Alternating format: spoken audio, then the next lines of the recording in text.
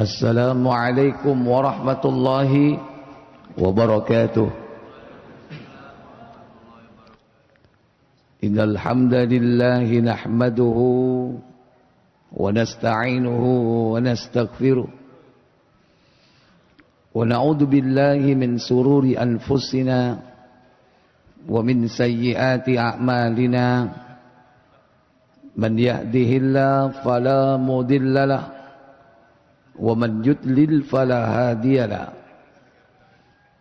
Wa asyhadu an la ilaha illallah wahdahu la syarika lah wa asyhadu anna Muhammadan abduhu wa rasuluh. Allahumma salli wa sallim wa barik ala nabiyyina Muhammadin sallallahu alaihi wa ala alihi wa ashabihi wa man tabi'ahum bi ihsanin ila yaumiddin, amma ba'd. Bersyukur kita kepada Allah yang telah melimpahkan nikmat kepada kita semua pada malam ini, berjumpa kembali dalam keadaan sehat walafiat. Salawat dan salam semoga selalu dilimpahkan kepada junjungan kita baginda Nabi Muhammad sallallahu alaihi wasallam beserta seluruh keluarganya, keturunannya, para sahabatnya dan seluruh pengikutnya hingga tegaknya hari pembalasan. Bapak Ibu, saudara-saudari sekalian, malam ini kita akan membahas satu judul, yakni adab li ashabin Nabi sallallahu alaihi wasallam. Adab, etika kepada para sahabat Nabi. Siapakah sahabat Nabi itu? Sahabat Nabi adalah mereka yang hidup di masa Nabi hidup. Ini syarat pertama. Maka mustahil orang yang hidup tidak semasa dengan Nabi, dia bisa menjadi sahabat Nabi. Kalaupun dia kelak bertemu Rasulullah di akhirat, tapi posisi mereka bukan sahabat, tapi ikhwan, saudara. Karena Nabi pernah rindu kepada saudara-saudaranya yang datang kemudian. Ketika itu Nabi mengatakan, aku rindu bertemu dengan saudaraku. Kemudian sahabat mengatakan, nahnu ikhwanuk, kami adalah saudaramu. Kata Nabi, la, antum ashabi, kamu sekalian adalah sahabat-sahabatku. Wa ikhwani, adapun saudaraku, man ya'ti min ba'di, yaitu orang yang datang sesudahku. Artinya tidak jumpa dengan Nabi, karena dia tidak sezaman dengan Nabi. Maka syarat pertama seorang sahabat yaitu hidup sezaman dengan Nabi. Syarat kedua yaitu beriman kepada Nabi. Kalau hidup semasa Nabi tapi tak beriman kepada beliau, sahabat atau bukan? Sahabat atau bukan? Kira-kira apa kira-kira? Musuh. Ya musuhnya Nabi dong.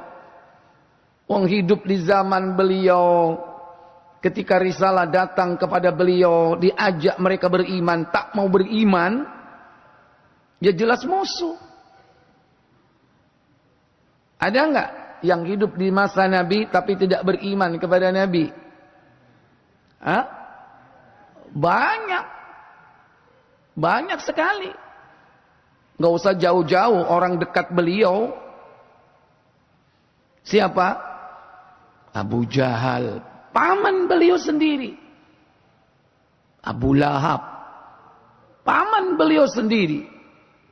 Berjumpa dengan Nabi, tapi tak beriman kepada Nabi.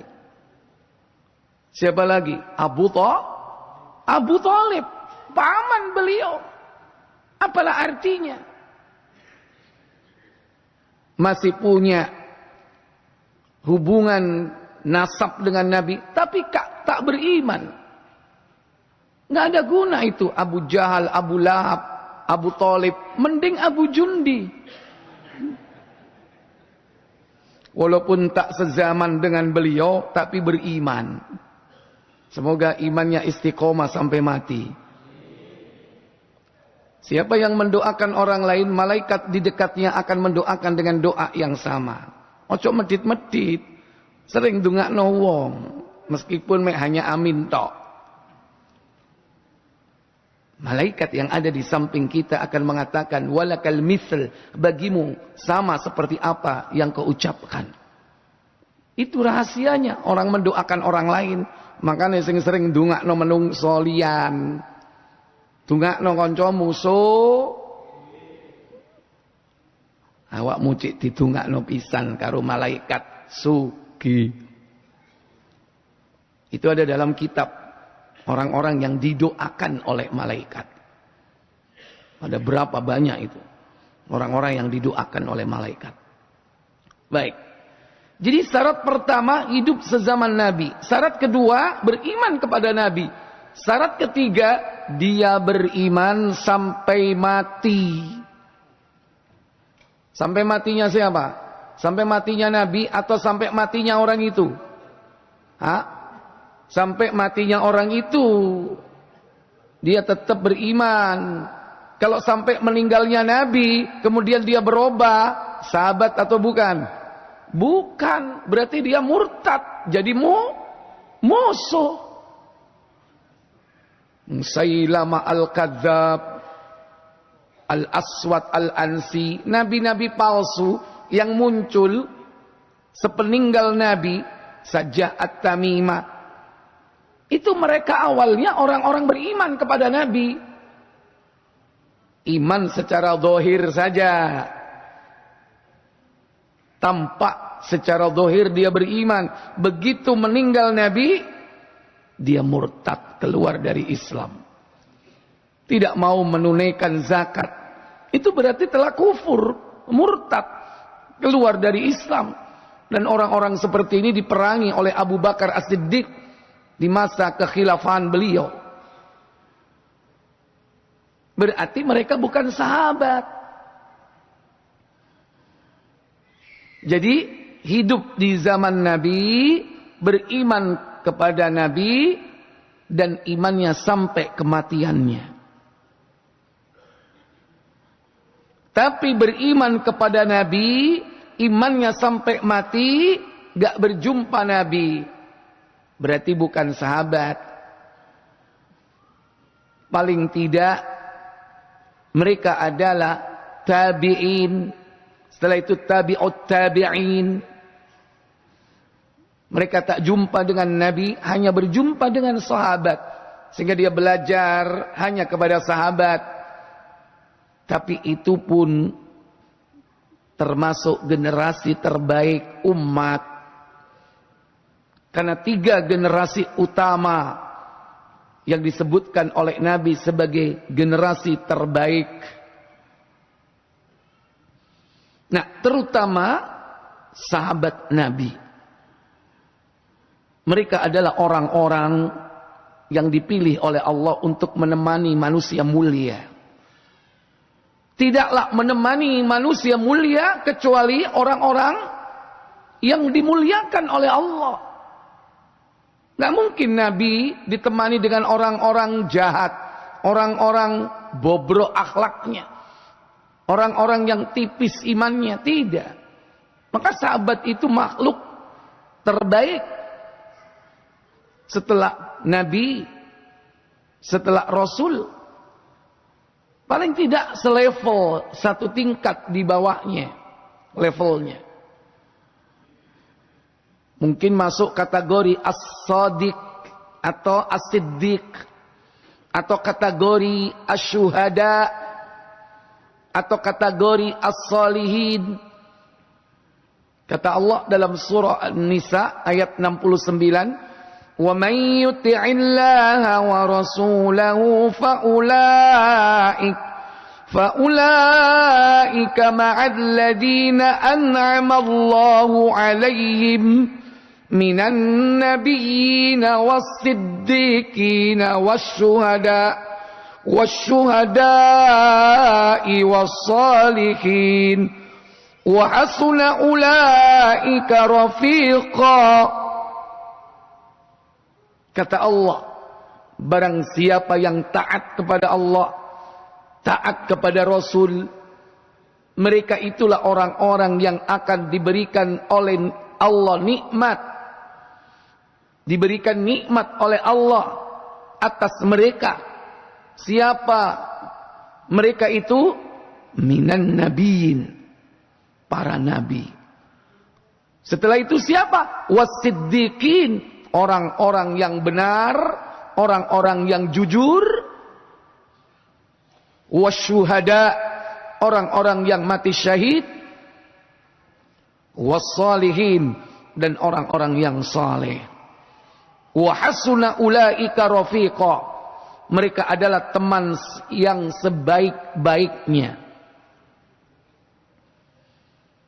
Dan kita minta supaya menjadi bagian dari mereka. Dan carilah mereka dan jadikan mereka sebagai teman. Dan itu kita minta setiap hari, yaitu jalan hidup mereka. Ihdinas siratal mustaqim. Apa siratal mustaqim yang kita minta? Siratal ladzina an'amta alaihim, yaitu jalan orang-orang yang telah engkau beri nikmat atas mereka. Siapa yang telah diberi nikmat? Para nabi, para siddiqin, para syuhada, wassalihin, orang-orang yang saleh. Dan mereka adalah teman sebaik-baiknya. Maka jadikan teman dalam hidup orang-orang yang diberi nikmat oleh Allah di kalangan mereka. Sekalipun sekarang sudah tidak ada nabi, sudah tidak ada. Mungkin masih ada orang-orang yang siddiq, yang benar, yang jujur. Wasyuhada, mungkin masih ada para syahid atau syuhada. Demikian pula orang-orang soleh, mungkin masih ada di sekitar kita. Itulah teman yang sebaik-baiknya. Makanya tidaklah menemani Nabi kecuali teman yang baik. Mereka dipersiapkan oleh Allah Jalla wa'ala. Sehingga Allah sebutkan mereka adalah manusia yang dibangkitkan oleh Allah di antara umat manusia sebagai khairu ummah, sebaik-baik umat. Dalam surah Ali Imran pada ayat 110 Allah katakan, kuntum khaira ummatin ukhrijat linnas ta'muruna bil ma'rufi wa tanhauna 'anil munkar wa tu'minuna billah.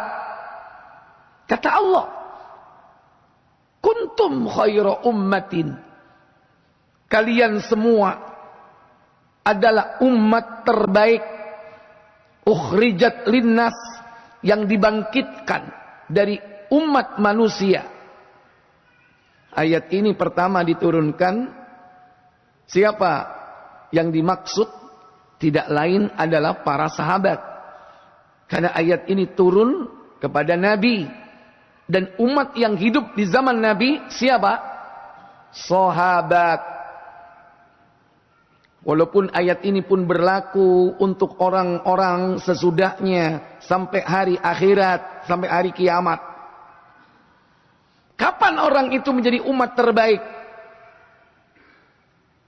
Ta'muruna bil ma'ruf, yaitu ketika kalian mengajak kepada yang ma'ruf, wa tanhauna 'anil munkar, dan mencegah berbuat mungkar. Semua itu dilandasi wa tu'minuna billah, yaitu dengan iman kepada Allah, dengan keimanan yang benar. Ini yang membedakan umat Rasulullah dengan umat-umat sebelumnya, terutama di kalangan ahlul kitab.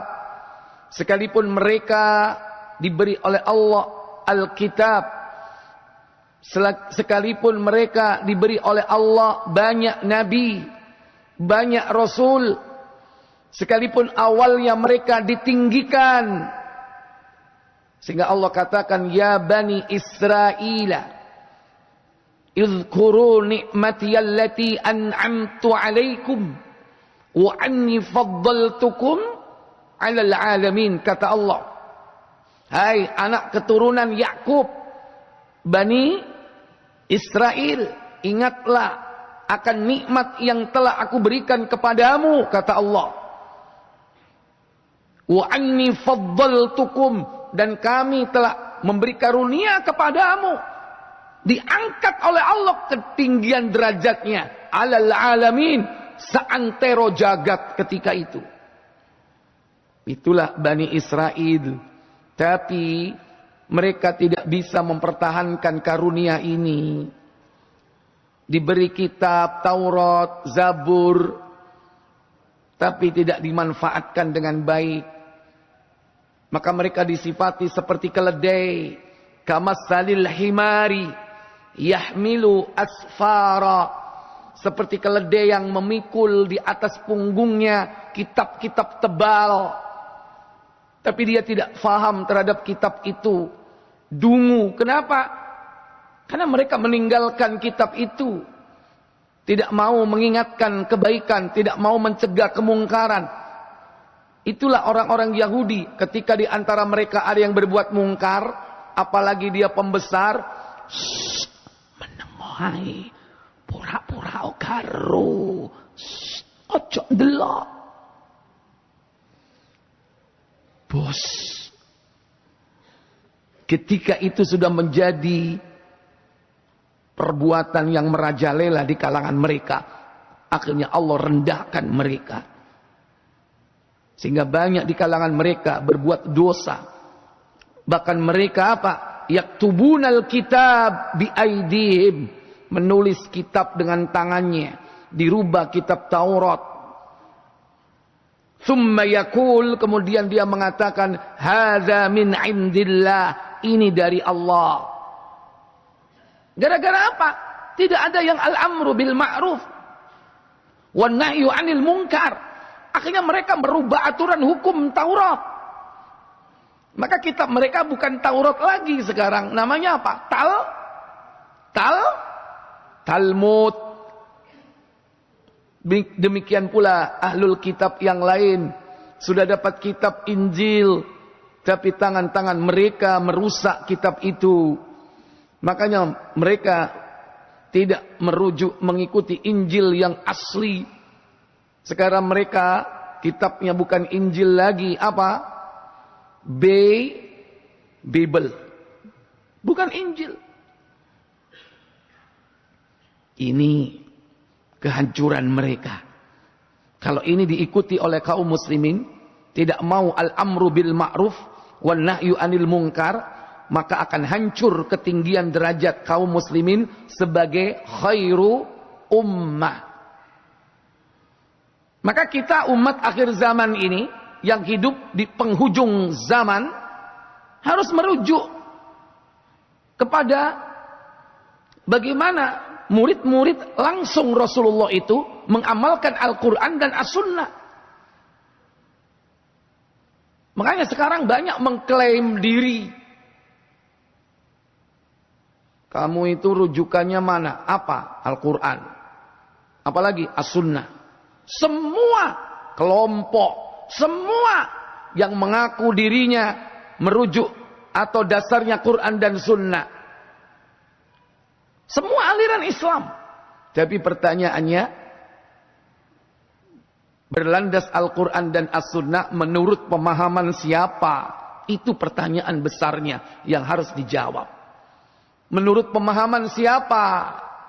Menurut pemahaman orang-orang Khawarij, bahaya. Menurut pemahaman Qadariyah, bahaya. Mereka kalau ditanya dasarnya Quran Sunnah. Tapi apakah menurut pemahaman Jahmiyah atau pemahaman Murji'ah? Bahaya. Menurut pemahaman siapa? Salaful ummah, pendahulu umat. Siapa pendahulu umat? As-sahabah, sahabat Nabi.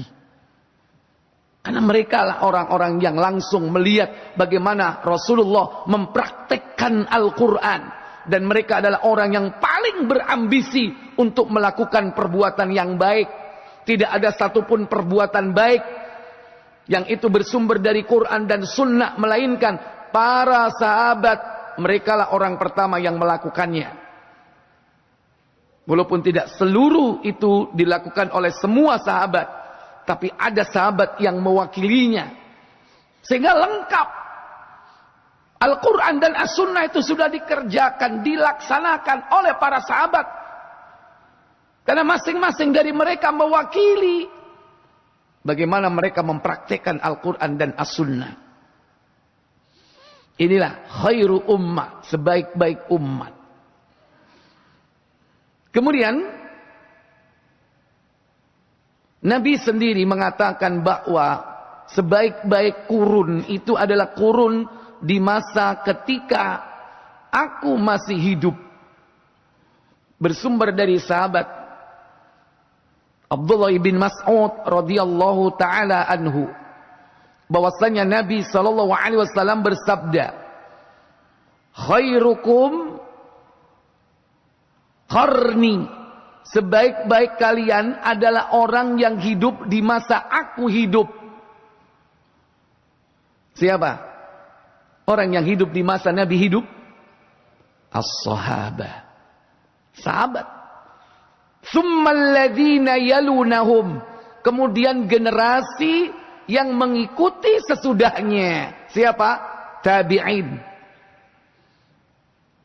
Tsummal ladzina yalunahum, kemudian generasi yang mengikuti sesudahnya. Siapa? Tabi'ut tabi'in. Kemudian dilanjutkan lagi atau tidak?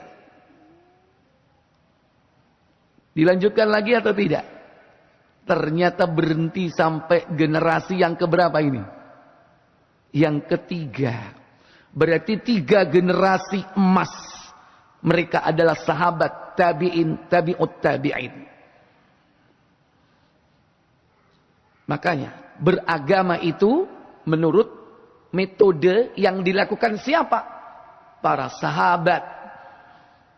Karena mereka lah orang-orang yang langsung melihat bagaimana Al-Quran turun. Dan Nabi mempraktekkan Al-Quran itu. Sehingga Aisyah mengatakan kalau ditanya bagaimana akhlak Rasulullah, kana khuluquhul Quran. Akhlak Rasulullah itu Al-Quran. Ibarat Al-Quran berjalan. Semua sudah diamalkan oleh Nabi dan para sahabat, mempersaksikannya, melihatnya, mempraktekannya, ittiba kepada beliau. Kemudian di dalam riwayat yang lain juga sama, yaitu bersumber juga dari Imran bin Husain. Kalau tadi dari Abdullah ibn Mas'ud, sekarang dari Imran ibn Husain. Sama, sebaik-baik umatku adalah mereka yang ada di zaman saat aku diutus, kemudian umat pada zaman sesudahnya, kemudian umat pada zaman sesudahnya. Dari 3 generasi ini, generasi yang paling utama yaitu sahabat Nabi sallallahu alaihi wa alihi wasallam. Kemudian terutama sahabat yang dekat dengan Nabi, yaitu As-Siddiq Abi Bakrin bin Abi Kuhafah. Dia adalah sahabat yang selalu menemani Nabi, baik tatkala masih berdakwah di Mekah, ataupun bahkan setelah hijrah ke Madinah. Bahkan peristiwa hijrah itu Nabi ditemani oleh siapa? As-Siddiq Abu Bakar Abu Bakar itu kunyah. Kunyah. Maksudnya bapaknya perawan. Karena salah seorang dari putri beliau, Abu Bakar, bernama Aisyah, menjadi istri Nabi dan satu-satunya istri Nabi yang masih gadis ketika menikahinya. Rasulullah menikahi Aisyah ketika usia berapa tahun? 7 tahun. 7 tahun belum balik. Makanya masih bersama abahnya. Tidak serumah dengan Nabi. Begitu haid pertama, balik usia 9 tahun, baru kemudian hidup serumah dengan Nabi. Makanya dalam Islam seorang wanita itu boleh dinikahi ketika dia sudah balik. Jadi umpami jenengan rabi wong wedok umur 15 tahun, nuwun sewu, angsal napa mboten Pak Waras? Angsal napa mboten? Ten Lamongan nate kados ngoten napa dereng? Hah? Lah niku. Hukumi menungso. Jajal ana ngono ditekani komisi perlindungan anak. Kaya sapa iku? Gus sapa iku biyen? Syekh sapa iku? Eling ae sampean iku berarti meratekno. Ya. Ibu-ibu harus paham itu. Nikahkan anaknya walaupun masih di bawah usia 18 tahun. Kalau dia sudah balik, menurut hukum Allah boleh. Tapi nek nurut hukumi menungso ya iku mau. Ono ae sing ditetepno. Kadang-kadang menyelisihi syariat. Ikhwatal iman, a'azzani Allah wa iyyakum. Abu Bakar As-Siddiq As-sabiqunal awwalun, orang yang pertama kali masuk Islam di kalangan orang-orang dewasa. Nama aslinya siapa? Bukan Abu Bakar. Siapa yang tahu nama asli Abu Bakar As-Siddiq? Oleh Doorpress. Lon langsung tangane buka chat GPT lon. Saya sing diandalo ngaji chat GPT ai. Nama Abu Bakar As-Siddiq adalah Abdurrahman. Abdurrahman bin Abi Kuhafah. Beliau adalah sahabat dekat. Sahabat sekaligus mertua. Jadi gak apa-apa sampean ngerabi anake kancamu iku gak apa-apa. Boleh gak? Dik, anakmu tak rabi oleh gak? Boleh gak? Nek oleh jari ini. Begitu Islam memberikan contoh. Makanya setelah Nabi kita wafat, siapa yang menjadi pemimpin sesudah itu? Orang dekat beliau, orang yang terdekat. Nang di rontang runtung, nang di runtang runtung. Baik sebelum jadi nabi, meskipun sudah jadi nabi. Makanya Allah katakan dalam sebuah hadis, orang yang saling mencintai atau dua orang yang saling mencintai karena Allah nanti akan ditempatkan di padang mahsyar, dinaungi dengan awan, ditempatkan di atas panggung cahaya. Rajulani tahabba fillah, dua orang yang saling mencintai karena Allah. Ijtama'a alaihi, berkumpul karena Allah, wa tafarraqa alaihi, dia berpisah karena Allah.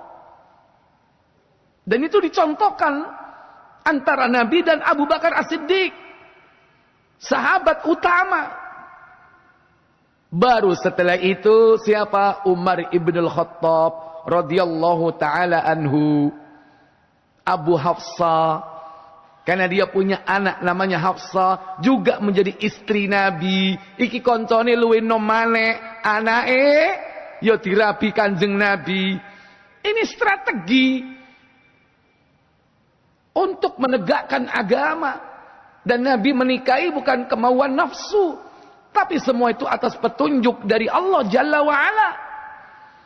Dan sekaligus memberikan contoh dalam kehidupan. Bahwasannya membangun peradaban itu mulai dari orang-orang dekatnya. Orang-orang yang satu frekuensi, satu visi dan misi hidup. Dan itu akan mengokohkan sistem leadership kepemimpinan mereka. Dan begitulah Rasul membangun peradaban dari orang-orang as-sabiqunal awwalun. Bukan para pembesar-pembesar yang baru masuk Islam kemudian, yang sebelumnya memiliki kekuasaan. Tidak. Dari orang-orang yang memiliki sejarah. Bagaimana dia menemani Nabi ketika dakwah pertama kali. Yang penuh dengan tantangan yang berat. Terutama fase Makkiyah, fase Mekah. Mereka sudah menghadapi langsung ancaman, intimidasi, bahkan teror, bahkan diboikot. Siapa yang menemani Nabi? As-sabiqunal awwalun minal muhajirin. Orang-orang yang masuk Islam pertama kali dari kalangan muhajirin, yaitu penduduk asli kota Mekah. Abu Bakar As-Siddiq, Umar ibn al-Khattab, Utsman ibn al-Affan. Nah, kalau Utsman ini bukan jadi mertua, tapi jadi mantu, bahkan jadi mantu ping loro. Karena putri beliau dinikahi oleh Utsman dua-duanya. Siapa? Zainab, bukan, Ruqayyah dan Ummu Kulthum. Ini strategi. Dan inilah sahabat pilihan yang disebut dengan Khulafaur Rasyidin yang 4. Belum lagi nanti ditambah. Di ring 1 ada Khulafaur Rasyidin. Di ring kedua ada siapa? Yaitu ada 10 sahabat yang dijamin masuk surga. 10. Kalau tadi 4. Abu Bakar, Umar, Utsman, Ali bin Abi Thalib. Kalau ini mantu sekaligus sepupu atau misan Nabi, Ali bin Abi Thalib. Dan inilah yang meneruskan kepemimpinan Nabi SAW atas izin Allah. Tidak ada sesuatu yang salah dalam proses reformasi dan suksesi kepemimpinan sesudah itu. Mulai dari aklamasi Abu Bakar, dilanjutkan dengan pemilihan Umar bin Khattab. Demikian pula selanjutnya, sekalipun ada fitnah di dalamnya, itu sebagai bentuk ujian yang berat bagi mereka. Karena para nabi adalah orang yang paling berat ujiannya. Dan diikuti oleh orang-orang yang selevel dengannya dan selevel di bawahnya.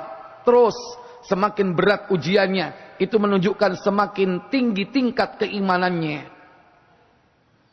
Nek sampean ujian uripe biasa-biasa, ya setinggi itulah tingkat keimanannya.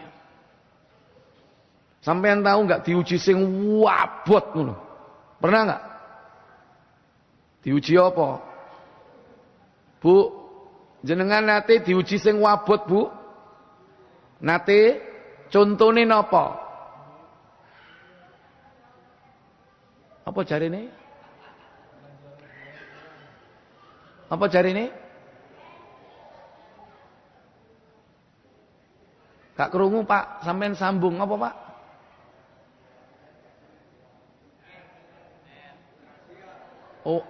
Rahasia.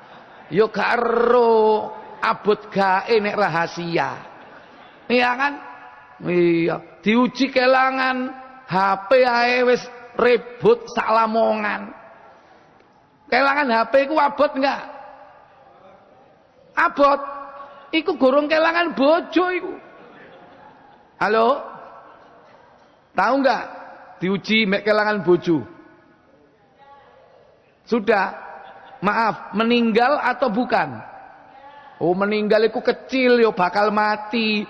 Kadang diuji, bojone mati tambah seneng kok.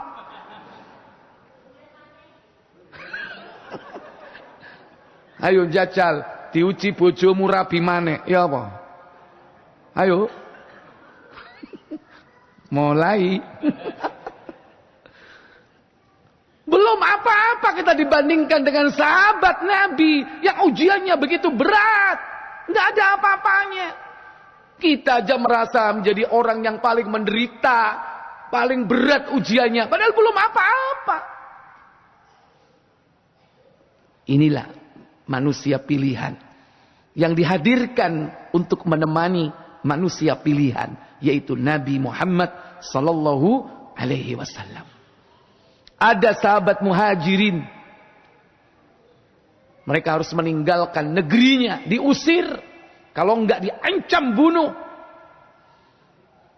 Metu kon teko kene, gak metu tak pateni kon.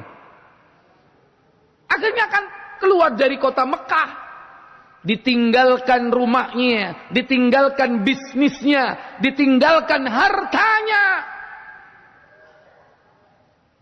Dunyane ditinggal, akhirnya digawe bancaan mbek wong kafir. Hartanya Pak, direbut sama orang kafir, Pak.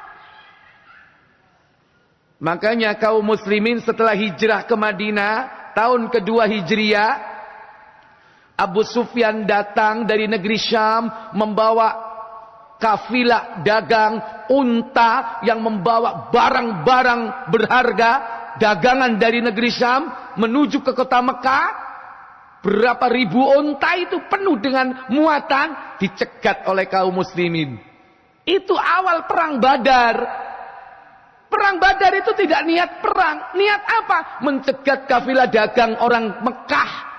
Untuk apa? Menuntut harta mereka sing digawe bancaan nang kota Mekah. Endi rek donyaku? Balekno. Itu sebabnya perang Badar. Mereka nggak siap membawa senjata. Ya senjata biasa yang dipakai sehari-hari. Karena orang Islam zaman dulu itu bendino cekelane apa? Pedang, tapi gak niat perang. Karena pedang atau senjata panah dan sebagainya untuk jaga-jaga saja, membela diri, mempertahankan diri. Termasuk kalau ada binatang buas. Zaman dulu bebas. Dalam Islam itu tidak apa-apa bawa senjata kemana-mana. Dalam Islam aslinya. Makanya dalam hadis Bukhari Muslim itu ada tata cara bagaimana membawa senjata, bagaimana membawa panah ketika masuk masjid, di mana diletakkan, dipegang sebelah mana, di mana kalau kita bawa pedang ketika masuk masjid sholat, itu ada tata caranya. Iki sampai dorong praktekno, coba praktekno nggo celurit nang namira, dicekel sampean. Dorong praktekan, iku sunnah itu. Meraktekan bagaimana membawa senjata tajam di masjid. Itu yang belum dipraktekan. Ya karena zamannya beda. Ini saiki dibebasno, gak ono aturan.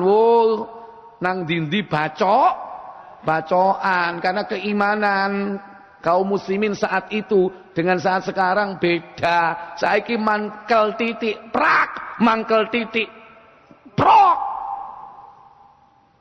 Dulu takut sama Allah meskipun senjata dipegang, nggak mau menumpahkan darah. Sekarang darah begitu murah, mudah menumpahkan. Ikhwatal iman, azani Allah wa iyyakum. Jadi ini ujian yang berat yang dihadapi oleh para sahabat Nabi radhiyallahu taala anhum jami'an. Maka sahabat muhajirin ketika datang ke kota Madinah dipersiapkan oleh Allah teman yang baik yang mau menerima mereka. Mereka adalah sahabat Ansor. Sahabat yang lembut hatinya, mau menerima saudaranya. Tidak berharap apapun kecuali pahala dari Allah. Didikan langsung Rasulullah. Allah mempersaudarakan muhajirin dan ansar. Bahkan mereka orang-orang muhajirin yang datang meninggalkan rumah hartanya ketika sampai di Madinah ditawari sama sahabat ansar, "Cak, sampean duwe-duwe ta? Gak duwe. Kilo. Yang tidak punya tempat tinggal dikasih tempat tinggal. Yang tidak punya pekerjaan dikasih pekerjaan. Yang tidak punya istri ditawari istri, dan itu real. Sahabat Ansor itu banyak orang-orang kaya, istrinya banyak. Ketika ditanya, "Cak, sampeyan wis dibojo?" Ngrasakno bojo donya gak tak gawa kok. "Gelem, Cak, aku duwe bojo 7, tak pegat situk gawe sampean." Kira-kira nek jenengan ditawari ngono, gelem gak? Oh, corongoan. Tapi sahabat muhajirin itu banyak yang tahu diri, nggak cerongoan. Abdurrahman bin Auf radhiyallahu taala anhu ditawari pekerjaan ditolak, ditawari istri ditolak. Hanya satu yang diminta, "Rek, duduk no pasar." Nang ndi nggone pasar, karena dia ahli bisnis.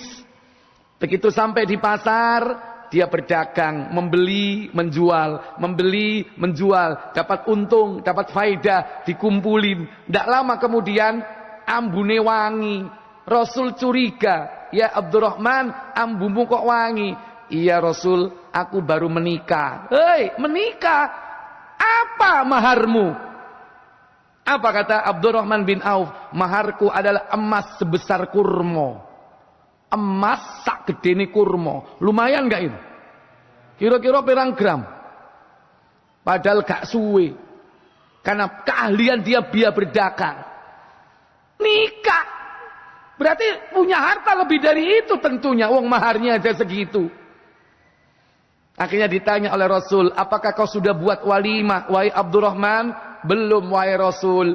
"Ulim walau bisyat."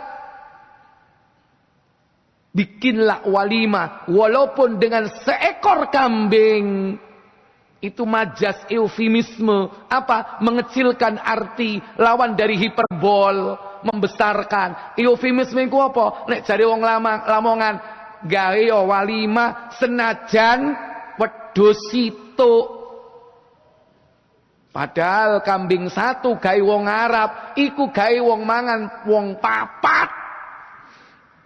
Wong Arab iku aja ditakoki nek mangan daging wedhus situk dikaroni wong papat. Iya nek sampean wedhus situk sak desa, soalnya disunduki cilik-cilik. Dadi apa? Sate iku ae mangane dimut sing penting kero. Uluane papat, satene situk dimut sing penting kero rasa. Orang Arab jangan ditanya, itu atas doa Nabi Ibrahim. Nabi Ibrahim itu berdoa. Ketika ditanya Ismail, "Ismail, apa makananmu?" "Makananku daging." "Apa minumanmu?" "Air." Cuman itu. Saat itu tidak ada biji-bijian. Makanya Nabi Ibrahim berdoa, "Ya Allah, berkahi daging dan air." Airnya air Zam-Zam. Dagingnya karena memang apa? Di Mekah itu mereka berburu. Gak ada tanaman, gak ada pertanian. Makanya Nabi dari hadis riwayat Bukhari itu, Nabi berkomentar, di seluruh negeri di muka bumi ada daging, tapi tidak bisa dijadikan makanan pokok. Tapi kalau di Mekah dan Hijaz seluruhnya, dia bisa menjadi makanan pokok. Makanya ojo heran wong Arab nek mangan daging, wedhus siji dikaroni wong papat. Makanya tadi Abdurrahman gawe walimah senajan mek wedhus itu. Ya akhirnya Abdurrahman yo gak gawe wedhus itu tong, bolone akeh. Itu artinya apa? Keutamaan bagi mereka yang menikah. Jangan lupa bikin walimah, karena itu sunnah Rasulullah sallallahu alaihi wasallam. Inilah sahabat Ansor yang menolong saudaranya. Makanya dalam sebuah hadis disebutkan riwayat Al-Barra bin Azib radhiyallahu taala anhu annahu sami'an nabi, bahwasanya dia mendengar Nabi sallallahu alaihi wasallam bersabda fil ansar, tentang sahabat Ansar, la yuhibbuhum illa mu'minan, tidaklah mencintai sahabat Ansar melainkan dia adalah orang mukmin. Wala yabghaduhum illa munafiqon, dan tidaklah membenci sahabat Ansar melainkan dia adalah orang munafik. Man ahabbahum fa ahabballahu, maka siapa yang mencintai sahabat Ansar fa ahabbahullah, Allah akan mencintainya. Sebaliknya, wa man abghadahum, siapa yang membenci sahabat Ansar fa abghadahullahu, maka Allah akan membencinya.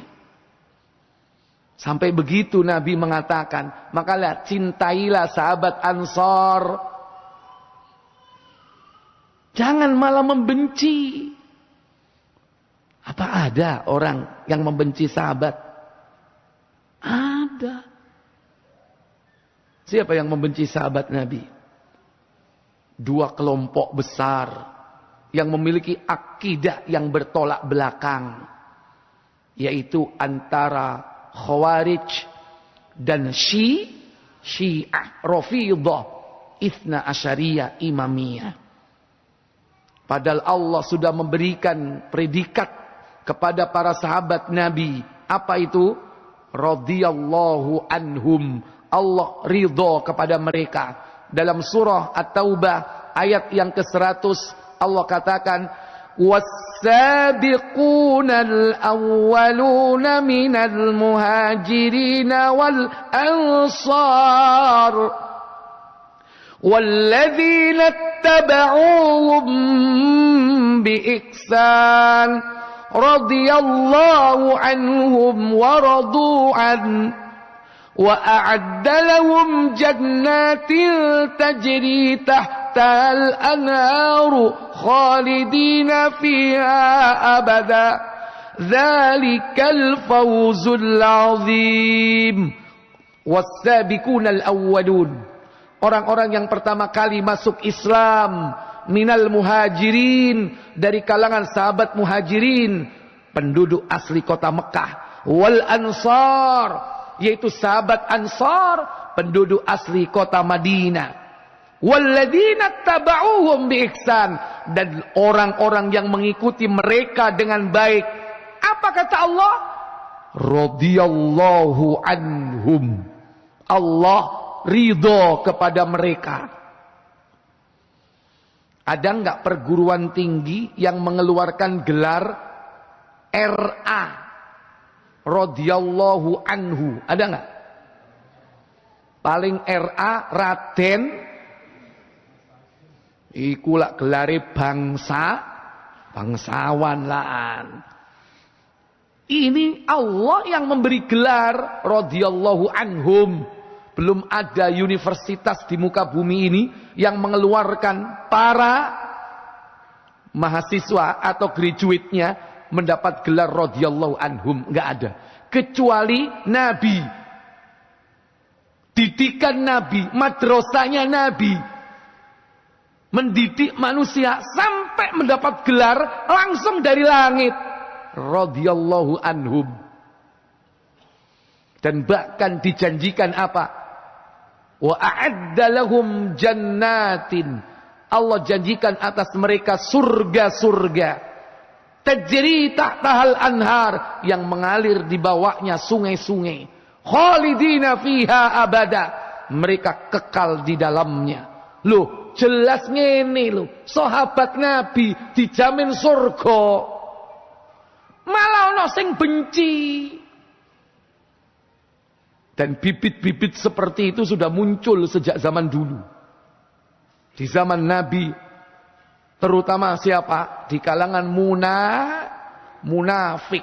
Zaman Nabi, enten tiang munafik napa dereng? Wakeh. Dedengkotnya siapa? Abdullah bin Ubay bin Salul. Itu dedengkotnya orang munafik. Yang sampai meninggal dunia, Nabi asalnya tidak mau mensolati. Tapi karena belum turun ayatnya At-Taubah 84, Nabi masih diberi pilihan. Kau solati atau tidak, kau mintakan ampun atau tidak, enggak ngaruh. nggak ngefek, nggak ada artinya. Tapi karena anaknya Abdullah bin Ubay bin Salul, siapa anaknya Abdullah bin Ubay? Yaitu Abdullah bin Ubay bin Salul adalah sahabat Nabi. Ya Rasul, minta tolong dong, abiku meninggal dunia, jenengan solati. Karena yang minta ini anaknya, dan anaknya adalah sahabat Nabi. Disolati. Tapi wis dielengno mbek Umar bin Khattab, ditarik. Ya Rasul, kenapa kau mensolati dia? Bukankah dia adalah munafik? Tidak, wahai Umar. Aku hanya diberi pilihan solat atau tidak akan berpengaruh padanya. Sungguh, sekalipun seandainya tidak diterima, walaupun sudah didoakan sebanyak 70 kali, niscaya akan aku doakan lebih dari 70 kali. Itu karena baiknya Rasulullah. Rasul tidak punya rasa dendam. Coba sampean sing mati iki musuhi sampean, gelem gak ndingus? Ojo benek nyolati, ndingus sae gak. Malah disyukurno kuapok kon yo. Bong. Astagfirullah, kata terusno. Ya kan? Kon biyen sing ngilok-ngilokno aku kon. Kon sing ngancurno nama baikku. Ora su dia aku ndengus apa menek nyolati. Itu kalau kita Rasul ndak punya dendam. Makanya ditarik, dan Rasul akhirnya mensolati. Umar bin Khattab tidak nyolati, karena dia tahu ini gembongnya munafik.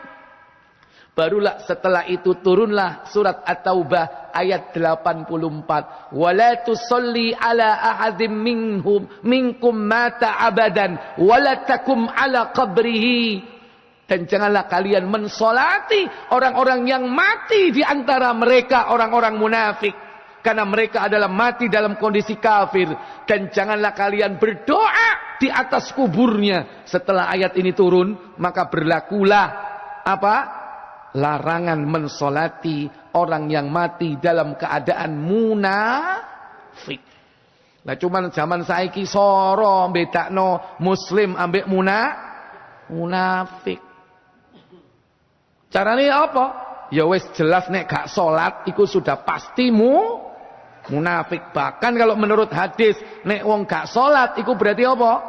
Kafir. Makanya nek wong iku gak salat masih Islam, engko nek mati disolatin apa mboten? Halo?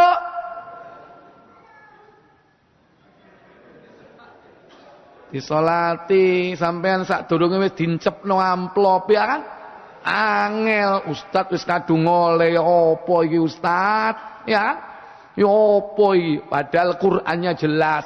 Kalau sudah jelas enggak salat, meninggal enggak boleh disolati.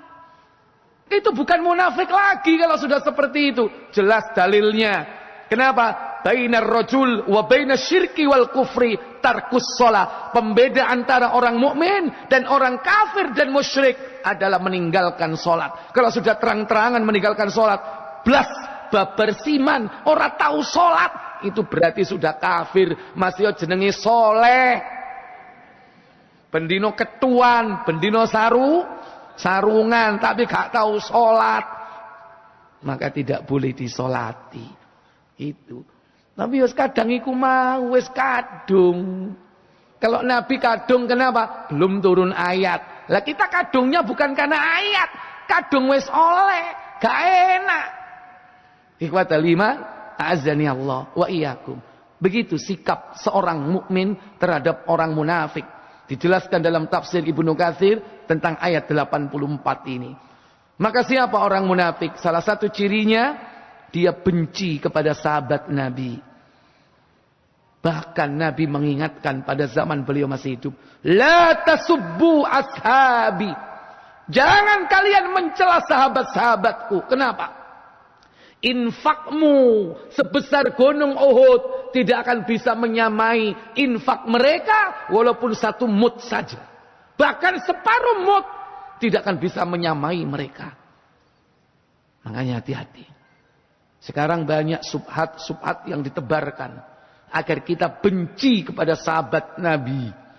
Awalnya digiring apa? Cinta ahlul Ahlul Bait. Kemudian yang kedua, Ahlul Bait ini dibatasi, cuman Ali keluarganya, Al-Abbas dan keluarganya. Mulai disingkirkan itu Ahlul Bait dari kalangan Ummahatul Mukminin. Padahal istri-istri Nabi itu Ahlul Bait enggak? Aisyah, Hafsah, Zainab, Sofia, semua Ahlul Bait karena istri Nabi. Tapi mulai dibatasi. Akhirnya apa? Disingkirkan bapaknya dari istri-istri Rasulullah. Abu Bakar disingkirkan, Umar disingkirkan. Bahkan puncaknya apa? Dianggap murtad semua. Semua sahabat itu sudah dianggap murtad oleh orang-orang Syiah, Rafidhah, Imamiyah, Isna Asariyah. Termasuk kelompok Houthi, termasuk kelompok Nusairiyah. Ini Syiah Rafidhah hakikatnya. Karena mereka mencela sahabat Abu Bakar, mencela sahabat Umar. Dan bahkan mayoritas sahabat itu dikafirkan, kecuali 3 yang tidak kafir. Siapa menurut mereka? Salman Al-Farisi, Zubair bin Al-Awwam, Abu Dzar Al-Ghifari. Iki sing gak murtad. Ini sungguh dusta besar terhadap kaum muslimin. Mereka mengkafirkan Umar bin Khattab, anaknya Abdullah bin Umar, mengkafirkan Abu Hurairah. Oleh karena itu hadis-hadis Nabi yang ribuan itu berantakan, gugur semuanya karena mereka telah mengkafirkannya. Sementara yang sedikit di antara 3 sahabat yang tidak dimurtadkan, sedikit sekali meriwayatkan hadis, dan itulah yang diterima oleh mereka. Makanya mereka seneng kawin mut'ah. Kenapa? Karena hadis yang meriwayatkannya bukan dari mereka. Dikatakan bahwa hadis tentang mut'ah itu belum dihapus sampai hari ini. Kenapa? Karena ditolak yang meriwayatkan hadis itu. Makanya hati-hati para bapak, para ibu, saudara-saudara sekalian. Lebih-lebih sekarang kita melihat fenomena perjalanan hidup manusia sekarang sudah semakin banyak fitnah. Fitnah begitu dahsyat. Oleh karena itu jangan kita terpengaruh dengan berbagai macam fitnah-fitnah yang masih banyak subhat di dalamnya, sehingga kaum muslimin ini justru bukan memihak kepada saudaranya, justru membela musuh-musuh Allah tabaraka wa taala. Wal iyadu billah. Baik, mungkin ini yang bisa saya sampaikan sebagai muqaddimah. Fa insyaallah materi akan kita lanjutkan pada pertemuan yang akan datang. Semoga Allah memberikan kita petunjuk yang hak tampak kebenarannya, yang batil jelas kebatilannya. Semoga Allah menjadikan kita hamba-hambanya yang istiqomah dalam iman dan amal soleh hingga akhir hayat kita kelak. Wa akhiru da'wana walhamdulillahi rabbil alamin. Subhanakallahumma wa bihamdik asyhadu an la ilaha illa anta astaghfiruka wa atubu ilaik. Wassalamualaikum warahmatullahi wabarakatuh.